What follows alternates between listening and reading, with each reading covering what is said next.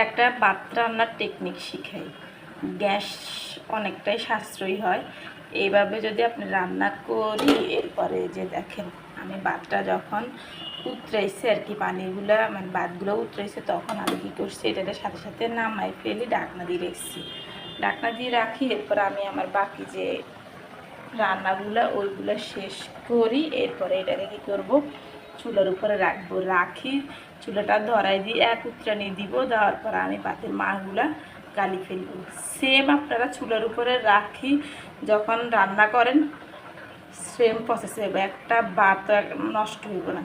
আমি সবসময় এইভাবে ভাত রান্না করি, এতে আপনার গ্যাসটা সাশ্রয়ী হইল, সময়টাও সাশ্রয়ী হইল। ভাতগুলো এখান দিয়ে ভাপে মজি যাইতেছে, আর আপনি ওই যে তরকারিগুলো রান্না করবেন বা সবজিগুলো রান্না করবেন ওইটা হয়ে যাইতেছে। এরপর এটা শুধুমাত্র কি একত্রানি দিলে আপনার রান্না কমপ্লিট।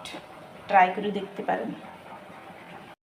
দেখেন এই যে আমি যে ভাতগুলো দেখাইছি আপনাদেরকে, এই ভাতগুলো আমার এই চুলাটা খালি, করলা ভাজি এখানে হচ্ছে, আমার শসা তরকারিটা হয়ে গেছে, আর মাছ ভাজিটা হয়ে গেছে। তো এখন আমি ভাতগুলো বসাবো। আমার মনে হয়েছে ভিডিওর মাঝখানে যে আমি যে বন্ধ করে দিয়েছি, আমি লাস্ট যে ফাইনাল যে জিনিসটা ওইটা আপনাদেরকে দেখানো উচিত। তো এখন চুলাটা বসাবো, হাতে যেহেতু মোবাইলটা রেখে বসাবো। তো চুলাটা ধরাই দিছি, এখন যখন ভাতগুলো উঠে দেখাচ্ছি আমি।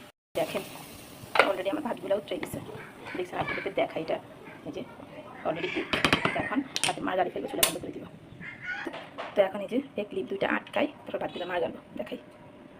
এই তো আমার ক্লিপ মারা হয়ে গেছে। আসলে এক হাতে ভিডিও করি, আর এক হাত দিয়ে সব কিছু এক হাতে করা যায় না, ওই জন্য ক্যামেরাটা অফ করে সব কিছু করতে এখন ভাতের মার গাড়বো, দেখাই।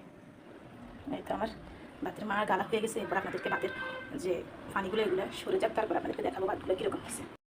তো এই তো ভাতটা উঠে ফেলছি, এখন বলটাতে ডাকবো।